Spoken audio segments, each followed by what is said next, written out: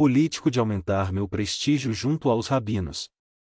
É preciso não esquecer que Roma é poderosa e que Atenas é sábia, tornando-se indispensável acordar a eterna hegemonia de Jerusalém como tabernáculo do Deus único. Precisamos, pois, dobrar os joelhos de gregos e romanos ante a lei de Moisés. Sadoc, no entanto, deixando perceber que não prestava muita atenção ao seu idealismo nacionalista, retinha o pensamento na situação particular, advertindo delicadamente. Pelo que me dizes, folgo em saber que teu pai vai melhorando, progressivamente, as condições financeiras.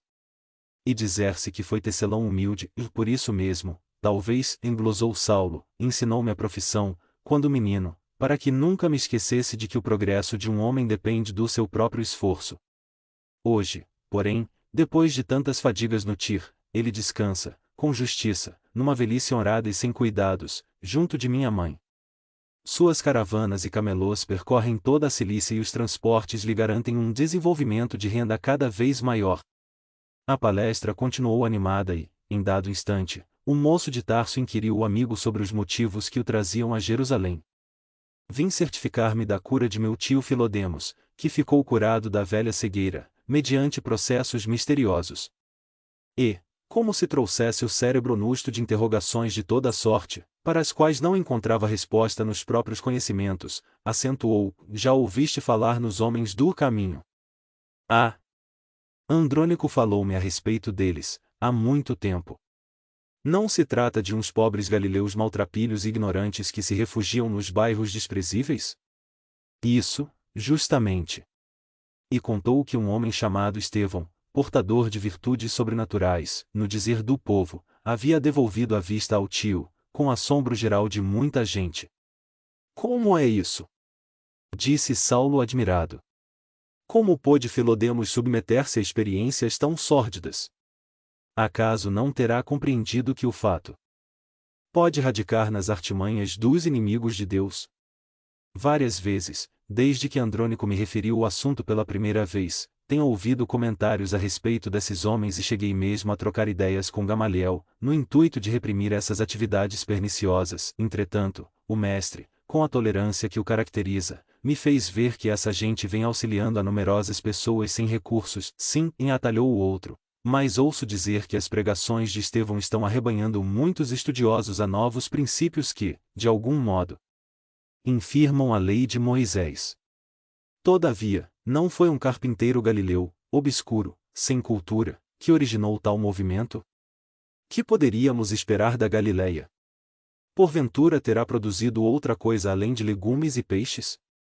E, contudo, o carpinteiro martirizado tornou-se um ídolo para os sequazes. Procurando desfazer as impressões de meu tio, chamando-o à razão com a energia necessária, fui levado a visitar, ontem, as obras de caridade dirigidas por um tal Simão Pedro. É uma instituição estranha e que não deixa de ser extraordinária.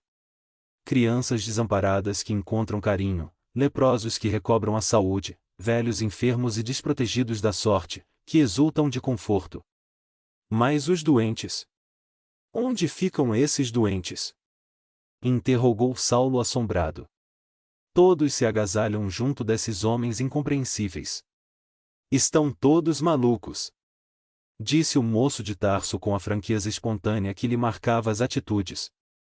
Ambos trocaram impressões íntimas, sobre a nova doutrina, pontuando de ironia o comentário de muitos fatos piedosos que empolgavam a atenção do povo simples de Jerusalém. Ao finalizar a conversa, Sadoc acrescentou: não me conformo em ver os nossos princípios aviltados e proponho-me a cooperar contigo, embora esteja em Damasco, para estabelecermos a imprescindível repressão a tais atividades. Com as tuas prerrogativas de futuro rabino, em destaque no templo, poderás encabeçar uma ação decisiva contra esses mistificadores e falsos taumaturgos. Sem dúvida, e respondeu. E prontificou-me a executar todas as providências que o caso requer. Até agora, a atitude do Sinédrio tem sido da máxima tolerância, mas farei que todos os companheiros mudem de opinião e procedam como lhes compete, em face dessas investidas que estão a desafiar severa punição. E, quase solene, concluía: quais os dias de pregação desse tal Estevão? Os sábados. Pois bem, depois de amanhã iremos juntos apreciar os sandeus. caso verifique o caráter inofensivo dos seus ensinamentos, haverá que os deixar em paz com a sua logomania, ao lado das mazelas do próximo, mas, caso contrário, pagarão muito caro a audácia de ofender nossos códigos religiosos. Na própria metrópole do judaísmo. Ainda por longo tempo comentaram os fatos sociais, as tricas do farisaísmo a que pertenciam, os sucessos do presente e as esperanças do porvir. Ao cair da tarde desse mesmo dia, a biga elegante de Saulo de Tarso atravessava as portas de Jerusalém, tomando a direção do porto de Jope. O sol ardente, alto ainda no horizonte, enchia o caminho com a sua luz muito viva. O semblante do jovem doutor da lei irradiava uma alegria louca, ao trote largo dos animais, que, de quando em vez, passavam a galopar. Recordava, satisfeito, o esporte a que se afeiçoara na cidade natal, tão ao gosto grego em que fora educado, graças à solicitude paterna. Olhos fixos nos cavalos árdegos e velozes, vinham-lhe à mente as vitórias alcançadas, entre os parceiros de jogos na sua descuidosa adolescência. Poucas milhas distante, erguia-se uma casa confortável, entre grandes tamareiras e pessegueiros em flor. Em torno, grandes plantações de legumes, ao lado de tênue fio d'água inteligentemente aproveitado em extenso horto. A propriedade era parte integrante de uma das muitas pequenas aldeias que rodeavam a cidade santa, onde quer que houvesse condições favoráveis para a pequena lavoura, de alto interesse nos mercados de Jerusalém, colocada no meio de uma secura singular. Era aí que Zacarias se instalara com a família, para recomeçar a vida honesta. Ruth e Abigail procuravam ajudá-lo no seu nobre esforço de homem ativo e trabalhador, cultivando frutos e flores, e com isso aproveitando toda a terra disponível. Deixando Corinto, o generoso israelita encontrou grandes dificuldades, até que desembarcou em Cesareia, onde se lhe esgotaram os últimos recursos. Alguns conterrâneos, entretanto, o apresentaram a conhecido patrício romano, grande proprietário na Samaria e que lhe emprestou avultada soma, recomendando-lhe aquela zona de Jope onde poderia arrendar-lhe a propriedade de um amigo. Zacarias aceitou o auxílio e tudo ia às mil maravilhas. A venda de legumes e frutas, bem como a criação de aves e animais pesados, compensavam-lhe as fadigas. Embora distante de Jerusalém, tivera ensejo de visitar a cidade, mais de 3 vezes, sendo que, sob o amparo de Alexandre, parente próximo de Anás, conseguirá incluir-se entre os negociantes privilegiados, que podiam vender animais para os sacrifícios do templo. Auxiliado por amigos influentes, do estofo de Gamaliel e de Saulo de Tarso, que se emancipara da condição de discípulo para graduar-se em autoridade competente, no mais alto tribunal da raça, pudera resgatar grande parte de suas dívidas, caminhando vertiginosamente para uma bela posição de independência financeira, no país natal. Ruth regozijava-se com a vitória do marido, secundada por Abigail, em quem encontrara dedicada afeição de verdadeira filha. A irmã de Gesiel parecia haver refundido a delicadeza dos traços feminis, na forja dos sofrimentos experimentados. A gracilidade do semblante e o negrume dos olhos haviam-se irmanado a um véu de formosa tristeza, que a envolvera toda, a partir daqueles dias trágicos e lúgubres, passados em Corinto. Quanto desejava uma notícia, ainda que ligeira e banal, do irmão que o destino havia convertido em escravo de verdugos cruéis. Para isso, desde os primeiros tempos, Zacarias não poupara expedientes nem esforços. Incumbindo a um fiel amigo da Caia de promover diligências em tal sentido, apenas fora informado de que Gesiel havia sido levado, quase a ferros, para bordo de um navio mercante que se destinava a Nicópolis. Nada mais. Abigail o instara novamente. E de Corinto vinham novas promessas dos amigos, que prosseguiriam investigando nas rodas afeiçoadas a Licínio Minúcio, de modo a descobrirem o paradeiro do jovem cativo. Nesse dia, a moça recordava profundamente a figura do irmão querido, as suas advertências e conselhos tão carinhosos sempre. Desde que travara relações com o rapaz de Tarso e entrevira a possibilidade de uma união conjugal, era com ansiedade que suplicava a Deus a consoladora certeza da existência do irmão, fosse onde fosse. A seu ver, Gesiel gostaria de conhecer o eleito do seu coração, cujos pensamentos eram igualmente iluminados pelo zelo sincero de bem servir a Deus. Conta-lhe que a afeição da sua alma era também entretecida de comentários religiosos e filosóficos, e não tinham conta as vezes em que ambos se submergiam na contemplação da natureza, comparando as suas lições vivas com os símbolos divinos dos escritos sagrados. Saulo muito lhe ajudara no cultivo das flores da fé, que Gesiel havia semeado em sua alma singela. Não era ele um homem excessivamente sentimental, dado às efusões dos carinhos que passam sem maior significação, mas, compreenderá-lhe o espírito nobre e leal, que um profundo sentimento de autodomínio assinalava. Abigail estava certa de entender-lhe as aspirações mais íntimas, nos sonhos grandiosos que lhe empolgavam a mocidade. Sublime atração, essa que a impelia para o jovem sábio, voluntarioso e sincero. Às vezes, parecia-lhe áspero e enérgico em demasia. Suas concepções da lei não admitiam meios termos. Sabia ordenar e desagradava-lhe qualquer expressão de desobediência aos seus propósitos. Aqueles meses de convívio, quase diário, davam-lhe a conhecer o seu temperamento indômito e inquieto, a par de um coração eminentemente generoso, onde uma fonte de ignorada ternura se retraía em abismais profundezas. Mergulhado em cismas, num gracioso banco de pedra junto dos pessegueiros em festa primaveril, viu que o carro de Saulo se aproximava ao trote largo dos animais. Zacarias o recebeu à distância e, juntos, em conversação animada, demandaram o interior, para onde a jovem se dirigiu. A palestra estabeleceu-se no tom de cordialidade, que se repetia várias vezes na semana, e, como de costume, os dois jovens, no deslumbramento da paisagem crepuscular, quase de mãos dadas como dois prometidos, desceram ao pomar cuja relva se constituía de espaçosos canteiros de flores orientais. O mar estendia-se à distância de muitas milhas, mas o ar fresco da tarde dava a impressão dos ventos suaves que sopram do litoral. Saulo e Abigail falaram, a princípio, das banalidades de cada dia, contudo, em dado momento, reconhecendo o véu de tristeza que se estampava no rosto da companheira, o moço interrogou-a com ternura: por que estás tão triste hoje? Não sei, respondeu ela de olhos úmidos, mas tenho pensado muito em meu irmão.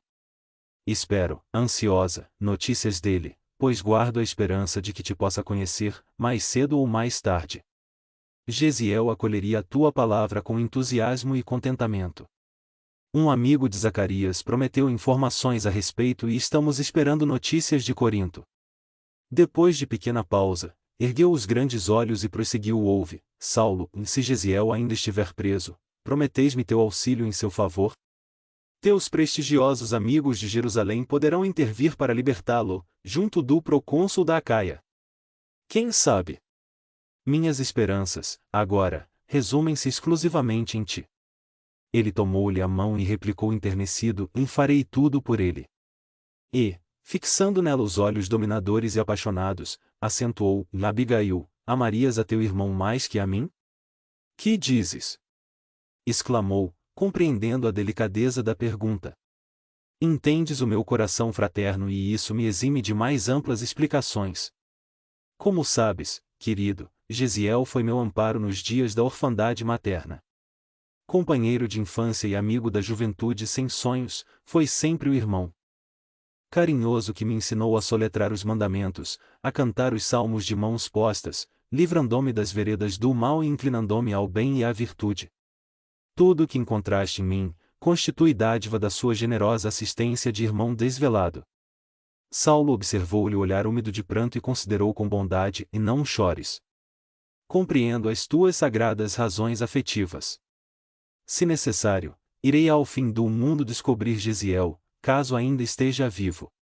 Levarei cartas de Jerusalém à corte provincial de Corinto. Farei tudo. Tranquiliza-te, pois. Pelos teus informes, presumo nele um santo. Mas falemos de outras coisas. Há problemas imediatos a resolver. E nossos projetos, Abigail? Deus há de abençoar-nos, murmurou a jovem, comovida. Ontem, Dalila e o esposo foram a Lida, em visita a alguns parentes nossos. Entretanto, ficou tudo combinado para que estejas conosco em Jerusalém, daqui a 2 meses. Antes que minha irmã empreenda a próxima viagem a Tarso, quero que ela te conheça mais intimamente, a fim de que exponha, com franqueza, a meus pais, o nosso projeto de casamento. Teu convite me sensibiliza sobremaneira, mas, que nada de restrições nem timidez. Viremos buscar-te. Combinarei todas as providências indispensáveis, com Ruth e Zacarias, e, Quanto ao necessário para que te apresentes numa cidade grande, não permitirei que façam aqui despesa alguma. Já estou providenciando para que recebas, em breves dias, várias túnicas de modelo grego. E rematava a observação com um belo sorriso: quero que apareças em Jerusalém como expoente perfeito da nossa raça, desenvolvida entre as antigas belezas de Corinto. A moça fez um gesto tímido, demonstrando íntimo contentamento. Mais alguns passos e sentarão-se sob velhos pessegueiros floridos, respirando a longos haustos as virações suaves que perfumavam o ambiente. A terra cultivada e colorida de rosas de todos os matizes, exalava delicioso aroma. O fim do crepúsculo está sempre cheio de sons que passam apressados, como se a alma das coisas estivesse igualmente ansiosa pelo silêncio, amigo do grande repouso. Eram árvores frondosas que se velavam nas sombras, derradeiros passarinhos errantes que voejavam céleres e as brisas cariciosas que chegavam de longe, agitando as grandes ramarias e acentuando os doces murmúrios do vento. Saulo, inebriado de indefinível alegria, contemplou as primeiras estrelas que sorriam no céu recamado de luz. A natureza é sempre o espelho fiel das emoções mais íntimas, e aquelas vagas de perfume, que as virações traziam de longe, encontravam eco de misterioso júbilo no seu coração. Abigail disse retendo-lhe a mãozinha entre as suas: a natureza canta sempre com as almas esperançosas e crentes. Com que ansiedade esperei-te no caminho da vida! Meu pai falou-me do lar e das suas doçuras e eu aguardava a mulher que me compreendesse inteiramente. Deus é bom, replicou ela com enlevo, e somente agora reconheço que, depois de tantos sofrimentos, Ele me reservava, na sua misericórdia infinita, o tesouro maior da minha vida, o teu amor, na terra de meus pais. Teu afeto, Saulo, concentra todos os meus ideais. O céu nos fará felizes. Todas as manhãs, quando estivermos casados, pedirei, em preces fervorosas, aos anjos de Deus que me ensinem a tecer a rede das tuas alegrias. À noite, quando a bênção do repouso envolver o mundo, dar-te-ei um carinho sempre novo, do meu afeto. Tomarei tua cabeça atormentada pelos problemas da vida e ungirei tua fronte com a carícia de minhas mãos. Viverei com Deus e contigo, somente. Ser-te-ei fiel por toda a vida e amarei os próprios sofrimentos que acaso o mundo possa acarretar-me, por amor à tua vida e ao teu nome. Saulo apertou-lhe as mãos com mais enlevo, redarguindo deslumbrado: e dar-te-ei, por minha vez, meu coração dedicado e sincero. Abigail, meu espírito estava possuído somente do amor à lei e a meus pais. Minha mocidade tem sido muito inquieta, mas pura. Não te oferecerei uma flor sem perfume. Desde os primeiros dias da juventude, conheci companheiros que me incitaram a lhe seguir os passos incertos da embriaguez dos sentidos, precursora da morte de nossas preocupações mais nobres neste mundo, mas nunca traí o ideal divino que me vibraria a alma sincera. Depois dos estudos iniciais da minha carreira, encontrei mulheres que me acenavam, levadas por uma concepção perigosa e errônea do amor. Em Tarso, nos dias suntuosos dos Jogos Juvenis, após a conquista das melhores láureas, recebia, de jovens inquietas, declarações de amor e propostas de núpcias, mas, a verdade é que permanecia insensível, a esperar-te como heroína ignota do meu sonho, nas assembleias ostentosas de púrpuras e flores. Quando Deus aqui me conduziu ao teu encontro, teus olhos me falaram, num lampejo, de sublimes revelações. És o coração do meu cérebro, a essência do meu raciocínio e serás a mão guiadora das minhas edificações, em toda a vida. Enquanto a moça, sensibilizada e venturosa, tinha os olhos mareados de pranto, o fogoso mancebo continuava: viveremos um para o outro e teremos filhos fiéis a Deus. Serei a ordenação da nossa vida, serás a obediência em nossa paz. Nossa casa será um templo. O amor a Deus será sua maior coluna e, quando o trabalho exigir minha ausência do altar doméstico, ficarás velando no tabernáculo da nossa ventura. Sim, querido. Que não faria por ti? Mandarás e obedecerei. Serás a ordem de minha vida e eu rogarei ao Senhor que me auxilie a ser teu bálsamo de ternura. Quando estiveres fatigado, lembrar-me-ei de minha mãe e adormecerei tua alma generosa com as mais formosas orações de Davi. Interpretarás para mim a palavra de Deus. Serás a lei, serei tua serva. Saulo enternecia-se ouvindo aquelas expressões blandiciosas. Eram as mais belas que já havia recolhido de um coração feminino. Mulher alguma, que não Abigail, jamais assim lhe falará ao espírito impetuoso. Habituado aos longos e difíceis raciocínios, escaldando o cérebro nos silogismos dos doutores, em busca de futuro brilhante, sentia a alma ressecada, sedenta de verdadeiro idealismo. Desde criança, com a sadia educação doméstica, guardava puros os primeiros impulsos do coração, sem jamais contaminá-los na esteira dos prazeres fáceis ou do fogo das paixões violentas, que só em deixar na alma o carvão das dores sem esperanças. Acostumado ao esporte, aos jogos da época, seguido sempre de muitos companheiros em desvario, tivera o heroísmo sagrado de sobrepor às disposições da lei as próprias tendências naturais. Sua concepção de serviço a Deus não admitia concessões a si mesmo. A seu ver, todo homem devia conservar-se indene de contactos inferiores com o mundo, até que atingisse o tálamo nupcial. O lar constituído haveria de ser um tabernáculo das bênçãos eternas, os filhos, as primícias do altar do maior amor, consagrado ao Senhor Supremo. Não que a sua juventude estivesse isenta de desejos. Saulo de Tarso experimentava todos os anseios da mocidade impetuosa do seu tempo. Imaginava situações de anelos satisfeitos, e, no entanto, sujeito aos carinhos maternos, prometera a si mesmo jamais tergiversar. A vida do lar é a vida de Deus. E Saulo guarda a vase para emoções mais sublimadas. De esperança em esperança, via passar os anos, esperando que a inspiração divina determinasse a rota dos seus ideais. Esperava e confiava. Seus pais presumiam encontrar, ali ou acolá, aquela a quem devesse ele eleger. Entretanto, Saulo, enérgico e resoluto, removia a intervenção dos entes caros, no concernente à escolha que afetava a decisão do seu destino. Abigail encherá-lhe o coração. Era a flor mística do seu ideal, a alma que lhe entenderia as aspirações em perfeita ressonância de pensamentos. De olhos fixos nas suas feições delicadas, que o luar pálido iluminava, teve ânsias de guardá-la para sempre nos braços fortes. Ao mesmo tempo, doce enternecimento lhe vibrava na alma. Desejava atraí-la a si, como se o fizesse a uma criança meiga e afagar-lhe os cabelos sedosos com todo o cabedal do seu carinho. Inebriados de gozo espiritual, falaram longo tempo do amor que os identificava na mesma aspiração de ventura. Todos os comentários mais íntimos faziam de Deus o sagrado partícipe de suas esperanças no futuro que se lhes auspiciava, santificado em júbilos infinitos. De mãos dadas extasiaram-se com o plenilúnio maravilhoso, os eloendros pareciam sorrir-lhes. As rosas orientais, aureoladas pelos raios da lua, eram-lhes qual mensagem de beleza e perfume. Ao despedir-se, Saulo acrescentou, venturoso, dentro de 2 dias voltarei a ver-te. Ficamos combinados. Quando Dalila partir, levará notícias nossas a meus pais, e precisamente de hoje a 6 meses, quero ter-te comigo para sempre. 6 meses? Revidou ela meio ruborizada e surpreendida. Nada haverá, penso, que possa embargar esta resolução, de vez que já temos o indispensável. E se ainda não tivermos, até lá, notícias de Jesiel? Por mim, desejaria casar-me convicta do seu contentamento e aprovação. Saulo, esboçando leve sorriso, em que havia muito de contrariedade mal dissimulada, esclareceu, quanto a isso, fica tranquila.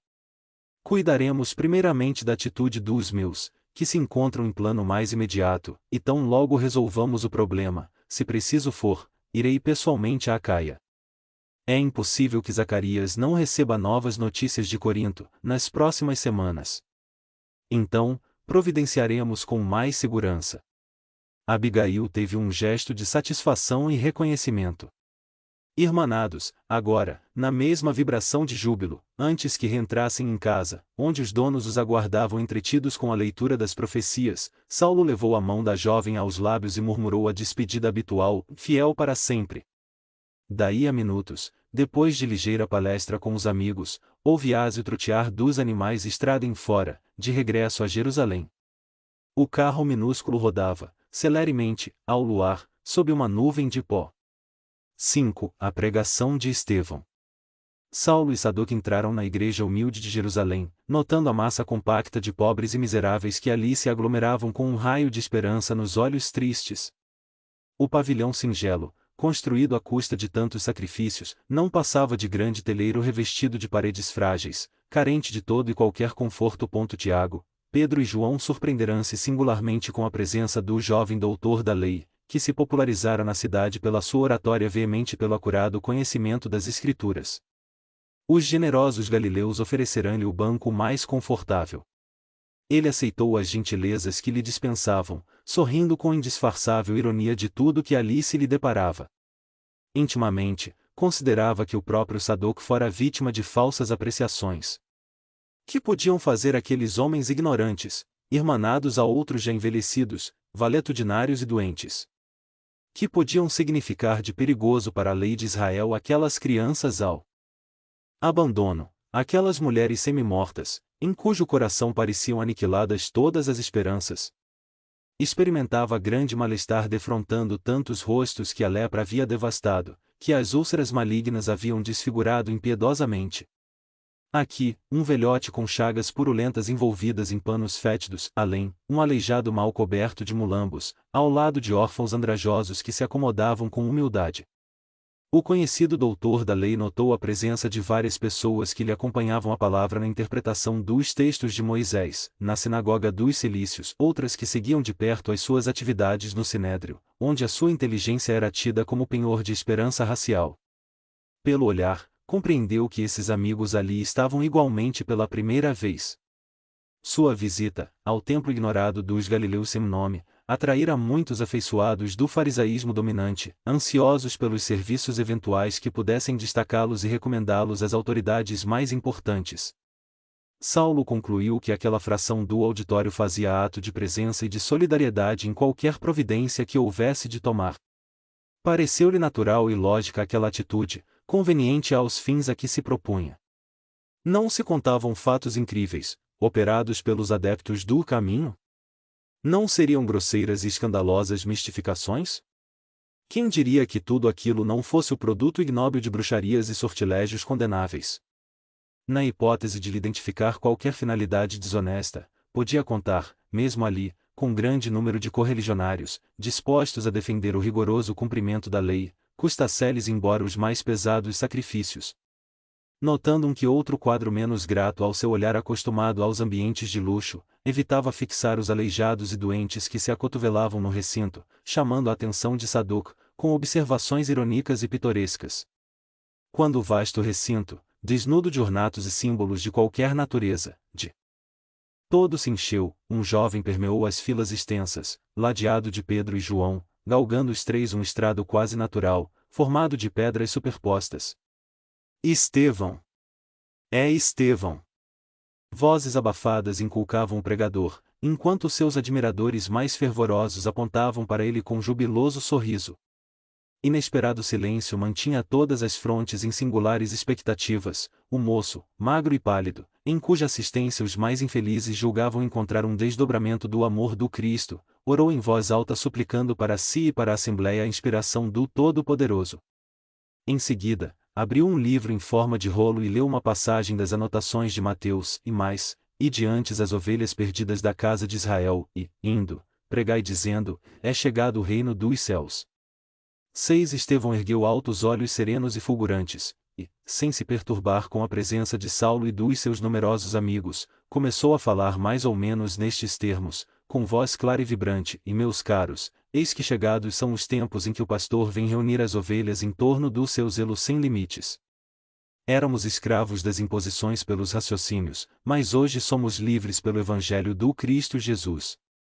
Nossa raça guardou, de épocas imemoriais, a luz do tabernáculo e Deus nos enviou seu Filho sem mácula.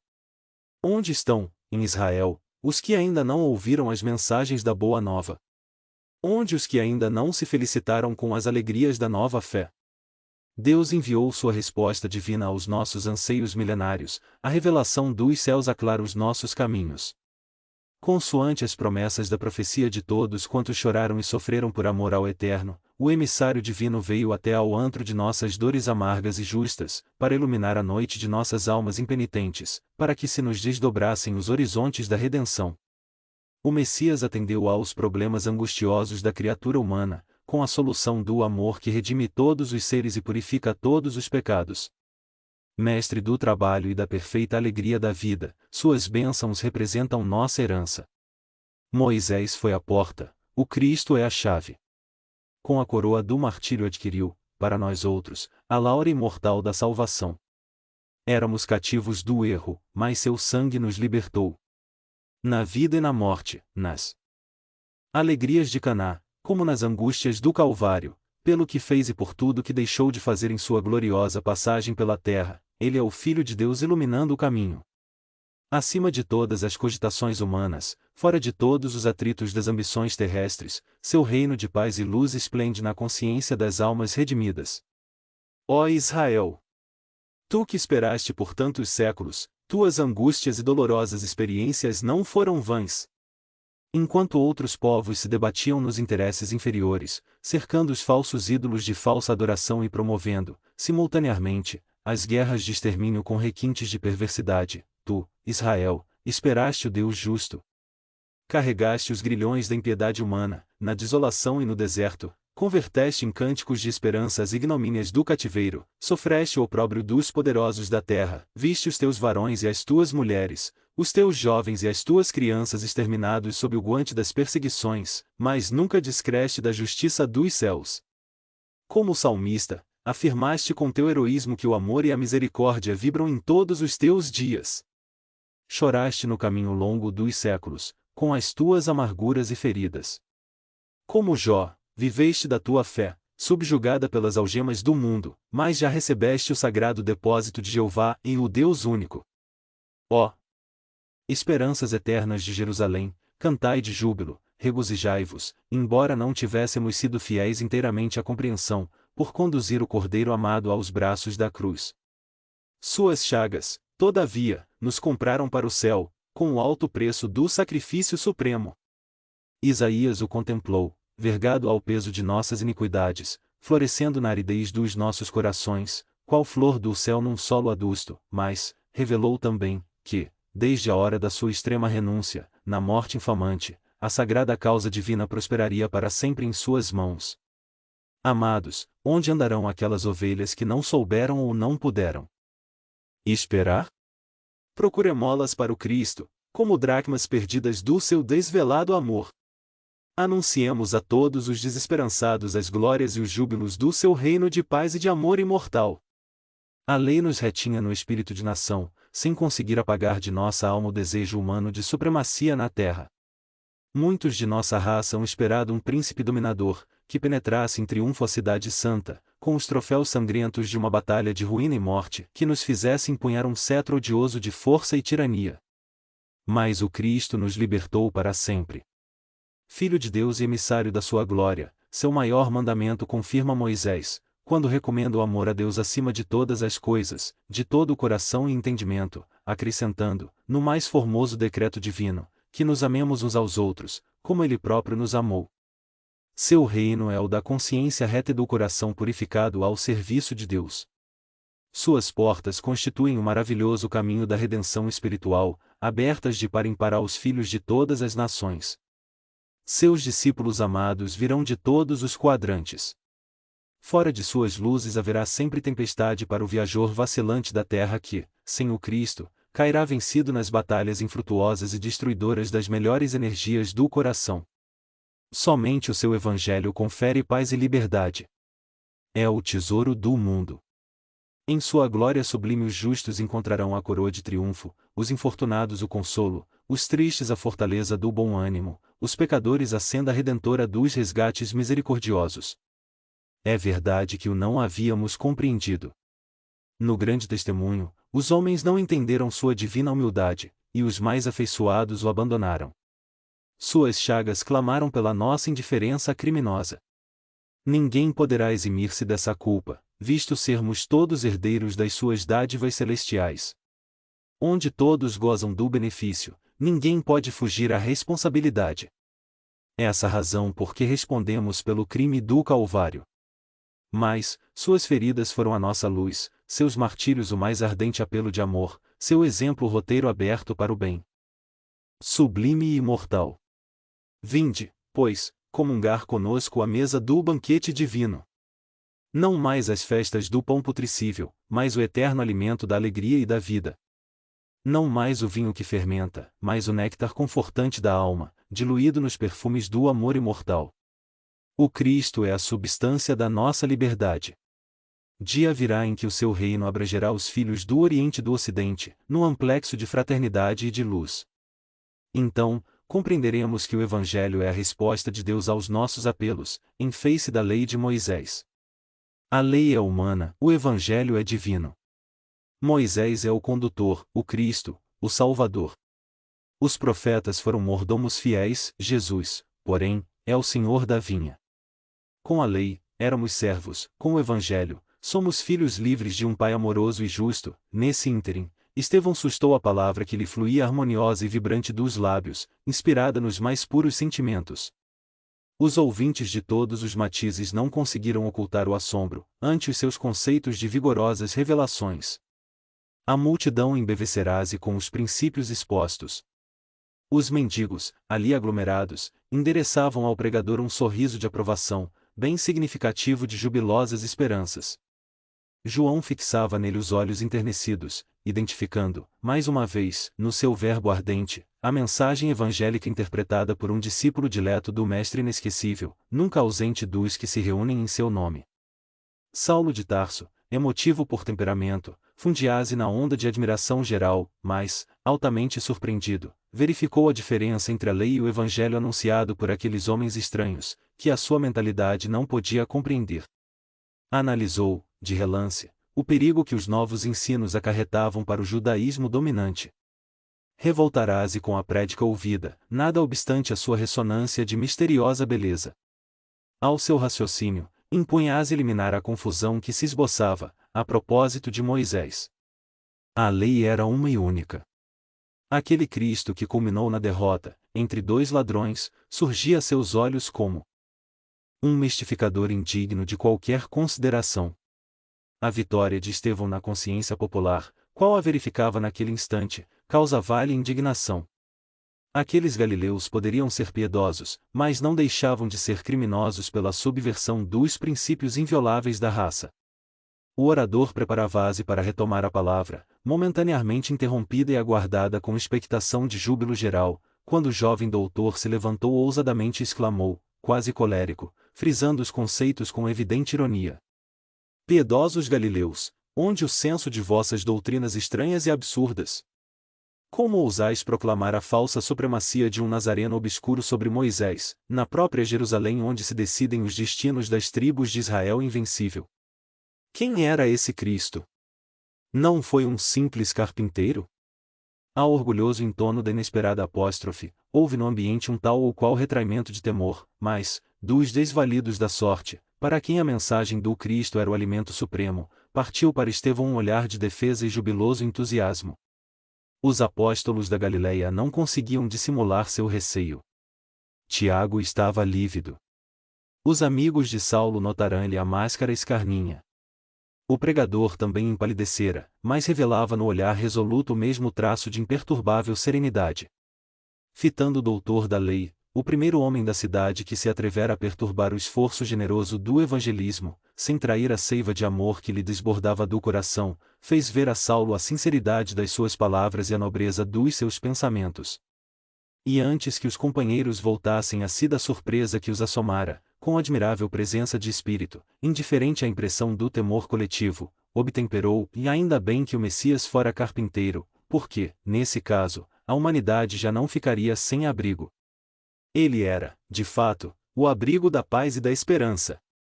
Nunca mais andaremos ao léu das tempestades nem na esteira dos raciocínios quiméricos de quantos vivem pelo cálculo, sem a claridade do sentimento. A resposta concisa, desassombrada, desconcertou o futuro rabino, habituado a triunfar nas esferas mais cultas, em todas as justas da palavra. Enérgico, ruborizado, evidenciando cólera profunda, mordeu os lábios num gesto que lhe era peculiar e acrescentou com voz dominadora: e aonde iremos com semelhantes excessos de interpretação, em torno de um mistificador vulgar, que o Sinédrio puniu com a flagelação e a morte? Que dizer de um Salvador que não conseguiu salvar-se a si mesmo? Emissário revestido de celestes poderes, como não evitou a humilhação da sentença infamante? O Deus dos exércitos, que sequestrou a nação privilegiada ao cativeiro, que a guiou através do deserto abrindo-lhe a passagem do mar, que lhe saciou a fome com o maná divino e, por amor, transformou a rocha impassível em fonte de água viva, não teria meios, outros, de assinalar o seu enviado senão com uma cruz de martírio, entre malfeitores comuns? Tendes, nesta casa, a glória do Senhor Supremo, assim barateada?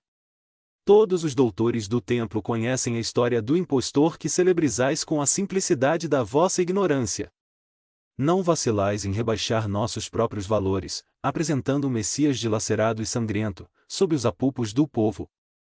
Lançais vergonha sobre Israel e desejais fundar um novo reino?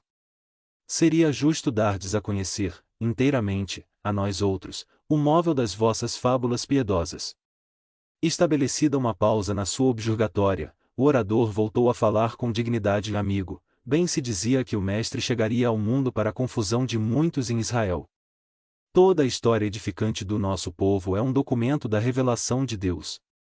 No entanto, não vedes nos efeitos maravilhosos com que a providência guiou as tribos hebreias, no passado, a manifestação do carinho extremo de um pai desejoso de construir o futuro espiritual de crianças queridas do seu coração? Com o correr do tempo, observamos que a mentalidade infantil enseja mais.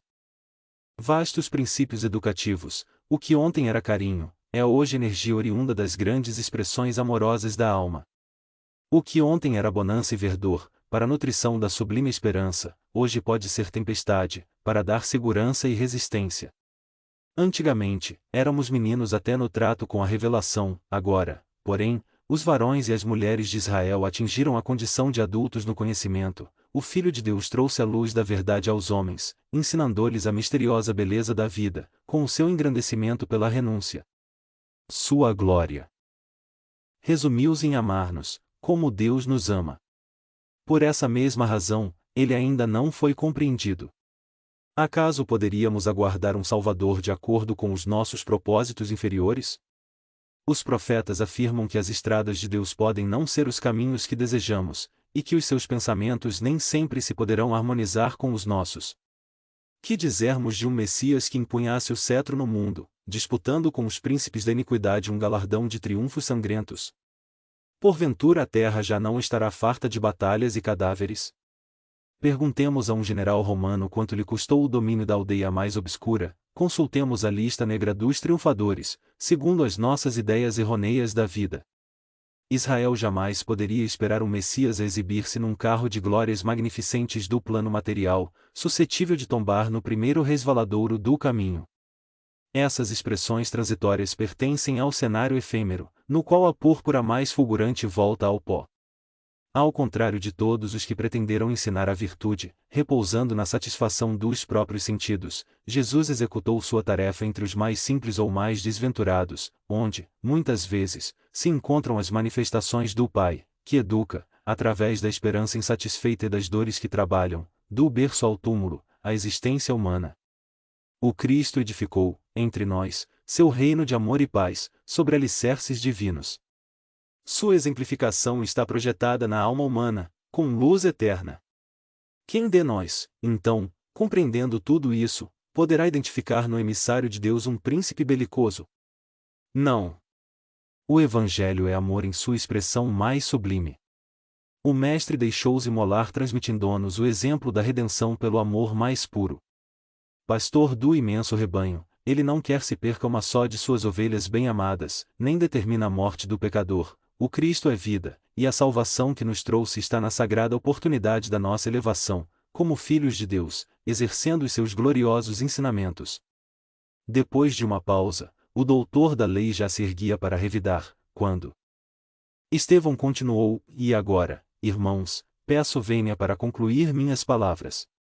Se não vos falei como desejáveis, falei como o Evangelho nos aconselha, arguindo a mim próprio na íntima condenação de meus grandes defeitos. Que a bênção do Cristo seja com todos vós.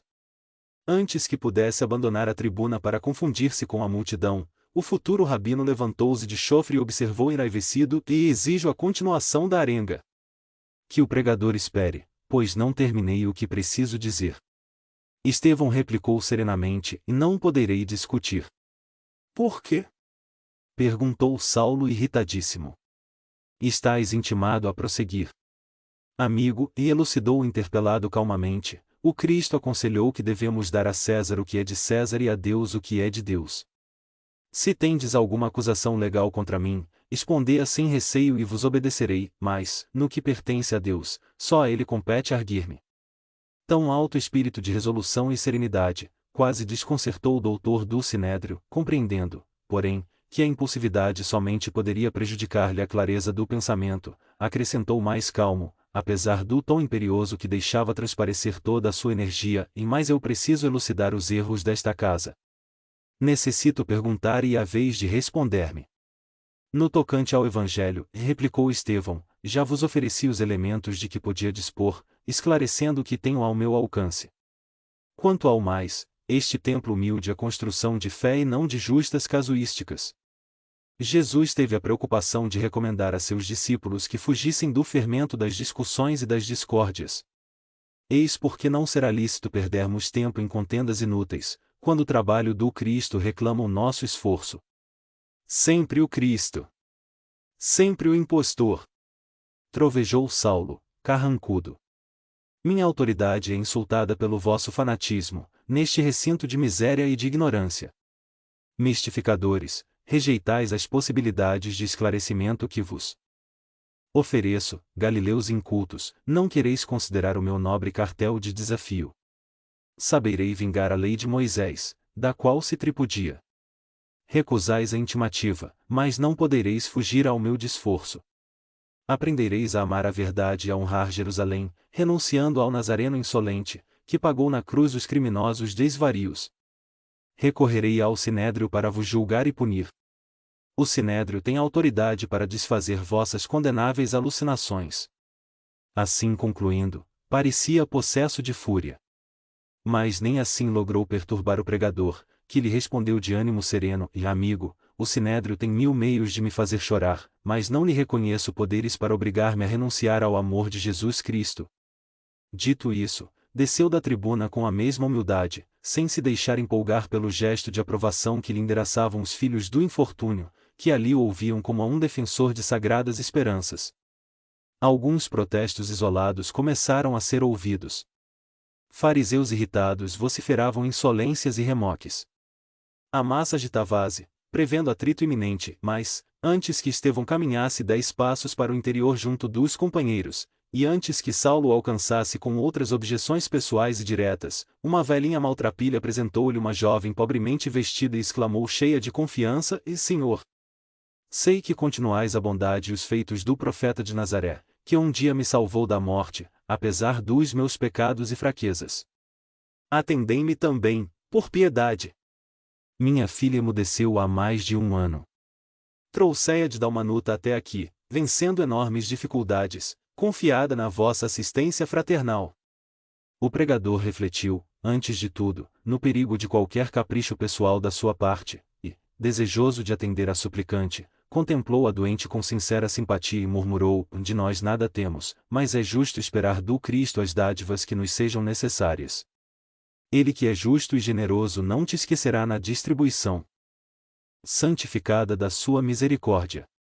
E, como atuado por força estranha, acrescentava: nas de falar, para louvor do bom mestre. Então, viu-se um fato singular, que impressionou de súbito a numerosa assembleia. Com um raio de infinita alegria nos olhos, a enferma falou: louvarei ao Cristo de toda a minha alma, eternamente. Ela e a genitora, tomadas de forte comoção, caíram, ali mesmo, de joelhos e beijaram-lhe as mãos. Estevão, entretanto, tinha agora os olhos mareados de pranto, profundamente sensibilizado. Era o primeiro a comover-se e admirar a proteção recebida, e não tinha outro meio que não o das lágrimas sinceras para traduzir a intensidade do seu reconhecimento. Os fariseus, que se aproximavam no intuito de comprometer a paz do recinto humilde, recuaram estupefatos. Os pobres e os aflitos, como se houvessem recebido um reforço do céu para o êxito da crença pura, encheram a sala de exclamações de sublime esperança. Saulo observava a cena sem poder dissimular a própria ira. Se possível, desejaria esfrangalhar Estevão em suas mãos. No entanto, apesar do temperamento impulsivo, chegou à conclusão de que um ato agressivo levaria os amigos presentes a um conflito de sérias proporções. Refletiu, igualmente, que nem todos os adeptos do caminho estavam, como pregador, em condições de circunscrever a luta ao plano das lições de ordem espiritual, e, de certa maneira, não recusariam a luta física. De relance, notou que alguns estavam armados, que os anciães traziam fortes cajados de arrimo, e os aleijados exibiam rijas muletas. A luta corporal, naquele recinto de construção frágil, teria consequências lamentáveis. Procurou coordenar melhores raciocínios. Teria a lei a seu favor. Poderia contar com o sinédrio. Os sacerdotes mais eminentes eram amigos devotados. Lutaria com Estevão até dobrar-lhe a resistência moral. Se não conseguisse submetê-lo, odiá-lo-ia para sempre. Na satisfação dos seus caprichos, saberia remover todos os obstáculos. Reconhecendo que Sadoc e mais 2 companheiros iam iniciar o tumulto, gritou-lhes em voz grave e imperiosa: "Vamonos! Os adeptos do caminho pagarão muito caro a sua ousadia." Nesse momento, quando todos os fariseus se dispunham a lhe atender à voz de comando, o moço de Tarso notou que Estevão se encaminhava para o interior da casa, passando-lhe rente aos ombros. Saulo sentiu-se abalado em todas as fibras do seu orgulho. Fixou-o, quase com ódio, mas o pregador correspondeu-lhe com um olhar sereno e amistoso. Tão logo se retirou o jovem doutor da lei com os companheiros numerosos que não conseguiam disfarçar o seu despeito, os apóstolos galileus passaram a considerar, com grande receio, as consequências que poderiam advir do inesperado episódio. No dia seguinte, como de costume, Saulo de Tarso, à tardinha, entrava em casa de Zacarias, deixando transparecer na fisionomia a contrariedade que lhe ia no íntimo. Depois de aliviar-se um tanto dos pensamentos sombrios que o atribulavam, graças ao carinho da noiva amada, por ela instado a dizer os motivos de tamanha preocupação, narrou-lhe os acontecimentos da véspera, acrescentando: "E esse Estevão pagará caríssima humilhação que pretendeu infligir-se publicamente." Seus raciocínios sutis podem confundir os menos argutos, e necessário é fazermos preponderar nossa autoridade em face dos que não têm competência para versar os princípios sagrados. Hoje mesmo conversei com alguns amigos relativamente às providências que nos cumpre tomar. Os mais tolerantes alegam o caráter inofensivo dos galileus, pacíficos e caritativos, mas sou de opinião que uma ovelha má põe o rebanho a perder. Acompanhote na defesa das nossas crenças, advertiu a moça satisfeita: "Não devemos abandonar nossa fé ao trato e ao sabor das interpretações individuais e incompetentes." Depois de uma pausa: "Se Gesiel estivesse conosco, seria teu braço forte na exposição dos conhecimentos sagrados. Certamente, ele teria prazer em defender o testamento contra qualquer expressão menos razoável e fidedigna." "Combateremos o inimigo que ameaça a genuinidade da revelação divina", exclamou Saulo, "e não cederei terreno aos inovadores incultos e cavilosos." "Esses homens são muitos?" perguntou Abigail apreensiva. "Sim, e o que os torna mais perigosos é o mascararem as intenções com atos piedosos, por exaltar a imaginação versátil do povo com pretensos poderes misteriosos, naturalmente alimentados à custa de feitiçarias e sortilégios." Em qualquer hipótese, advertiu a jovem depois de refletir um momento, convém proceder com serenidade e prudência, para evitar os abusos de autoridade. Quem sabe são criaturas mais necessitadas de educação que de castigo. Sim, já pensei em tudo isso. Aliás, não pretendo incomodar os galileus simplórios e despretensiosos que se cercam, em Jerusalém, de inválidos e doentes, dando-nos a impressão de loucos pacíficos. Contudo, não posso deixar de reprimir o orador, cujos lábios, a meu ver, destilam poderoso veneno no espírito volúvel das massas sem consciência perfeita dos princípios esposados. Aos primeiros importa esclarecer, mas o segundo precisa ser anulado, visto não se lhe conhecerem os fins, quiçá criminosos e revolucionários. "Não tenho como desaprovar as tuas ilações", concluiu a jovem, condescendente. Em seguida, como de costume, palestraram sobre os sentimentos sagrados do coração, notando-se que o moço de Tarso encontrava singular encanto e caridoso bálsamo nas observações afetuosas da companheira querida. Passados alguns dias, tomavam-se em Jerusalém providências para que Estevão fosse levado ao Sinédrio e ali interrogado sobre a finalidade colimada com as prédicas do caminho. Dada a intercessão conciliatória de Gamaliel, o feito se resumiria a uma discussão em que o pregador das novas interpretações definisse perante o mais alto tribunal da raça os seus pontos de vista, a fim de que os sacerdotes, como juízes e defensores da lei, expusessem a verdade nos devidos termos.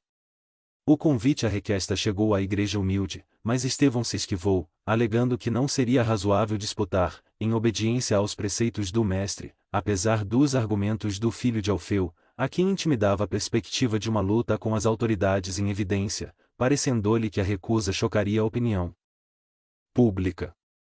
Saulo, a seu turno, não poderia obrigar o antagonista a corresponder ao desafio, mesmo porque o Sinédrio só poderia empregar meios compulsórios no caso de uma denúncia pública, depois da instauração de um processo em que o denunciado fosse reconhecido como blasfemo ou caluniador. Ante a reiterada escusa de Estevão, o doutor de Tarso exasperou-se. E depois de irritar a maioria dos companheiros contra o adversário, arquitetou vasto plano, de modo a forçá-lo à polêmica desejada, na qual buscaria humilhá-lo diante de todos os maiorais do judaísmo dominador.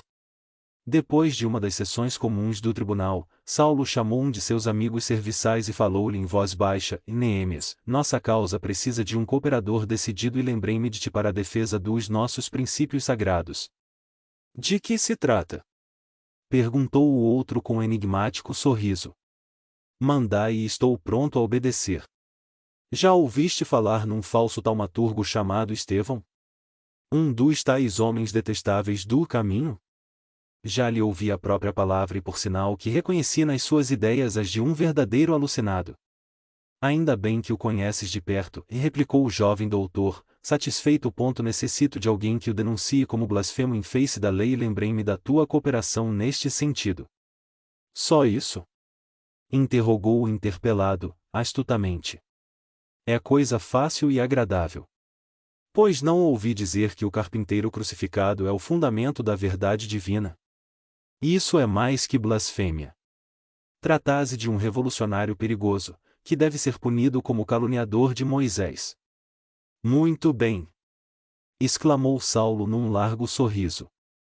Conto, pois, contigo. No dia imediato, Neemias compareceu ao Sinédrio e denunciou o generoso pregador do Evangelho como blasfemo e caluniador, acrescentando criminosas observações de própria conta. Na peça acusatória, Estevão figurava como feiticeiro vulgar, mestre de preceitos subversivos em nome de um falso Messias que Jerusalém havia crucificado anos antes, mediante idênticas acusações.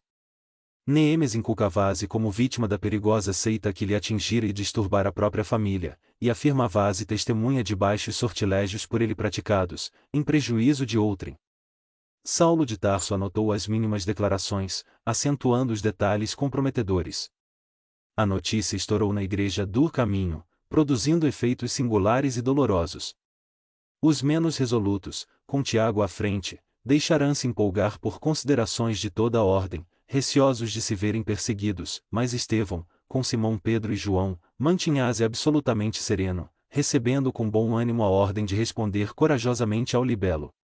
Cheio de esperança, rogava Jesus não o desamparasse, de maneira a testemunhar a riqueza das 6. Ante o Sinédrio.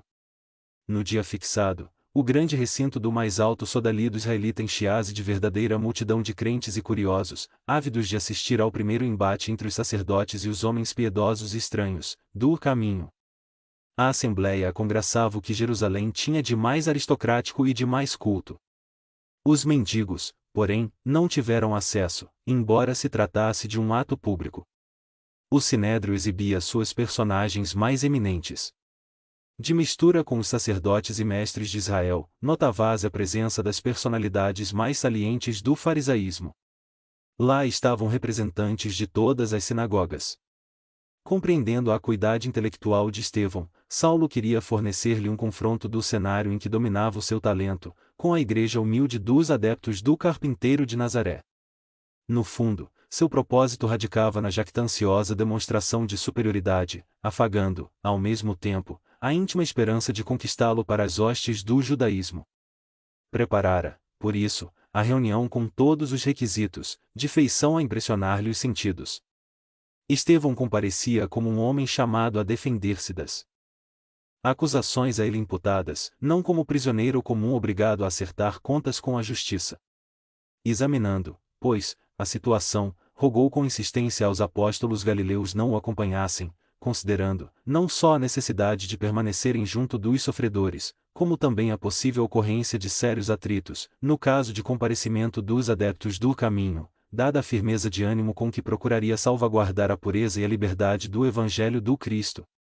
Além disso, os recursos de que poderiam dispor eram demasiadamente simples e não seria justo afrontar com eles o poderio supremo dos sacerdotes, que tinham encontrado recursos para crucificar o próprio Messias. Em favor do caminho pontificavam, apenas, aqueles enfermos desventurados, as convicções puras dos mais humildes, a gratidão dos mais infelizes, e única força poderosa pelo seu conteúdo de virtude divina, a lhes amparar a causa perante as autoridades dominantes do mundo. Assim ponderando, disputava o júbilo de assumir, sozinho, a responsabilidade da sua atitude, sem comprometer qualquer companheiro, tal como fizera Jesus um dia, no seu apostolado sublime.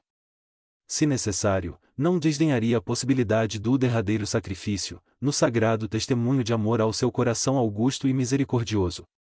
O sofrimento, por ele, ser-lhe-á suave e doce. Sua argumentação vencer o bom desejo dos companheiros mais veementes. Assim, sem amparo de qualquer amigo, compareceu ao sinédrio, tomado de forte impressão ao lhe observar a grandeza e a suntuosidade.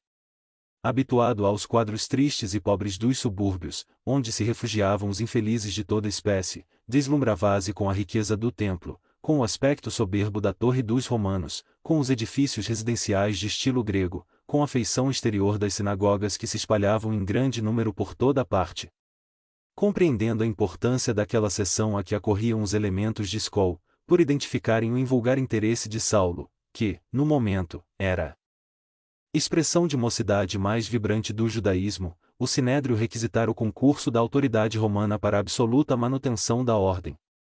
A corte provincial não regateara providências. Os próprios patrícios residentes em Jerusalém compareceram, numerosos, ao grande feito do dia, considerando que se tratava do primeiro processo em torno das ideias ensinadas pelo profeta Nazareno, depois da sua crucificação, que deixará tanta perplexidade e tantas dúvidas no espírito público.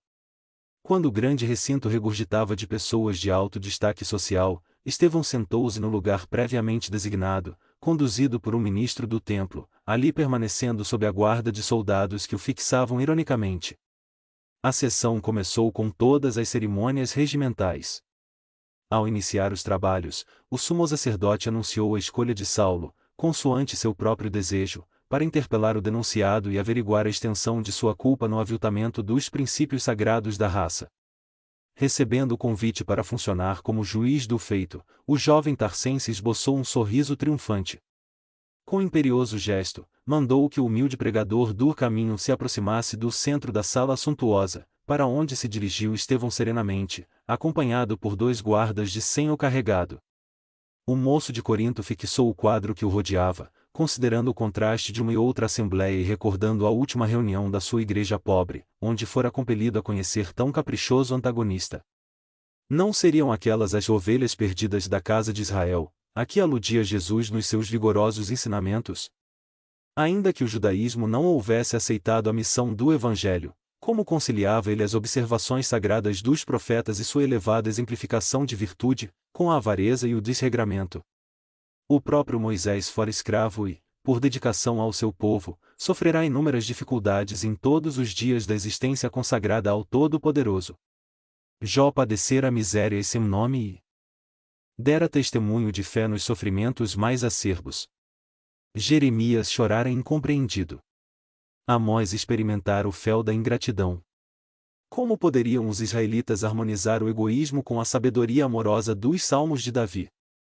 Estranhável que, tão zelosos da lei, se entregassem de modo absoluto aos interesses mesquinhos, quando Jerusalém estava cheia de famílias, irmãs pela raça, em completo abandono. Como cooperante de uma comunidade modesta, conhecia de perto as necessidades e sofrimentos do povo. Com essas unções, sentia que o mestre de Nazaré se elevava muito mais, agora, aos seus olhos, distribuindo entre os aflitos as esperanças mais puras e as mais consoladoras verdades espirituais. Ainda não voltará a si da surpresa com que examinava as túnicas brilhantes e os ornamentos de ouro que exuberavam no recinto, quando a voz de Saulo, clara e vibrante, o chamou à realidade da situação.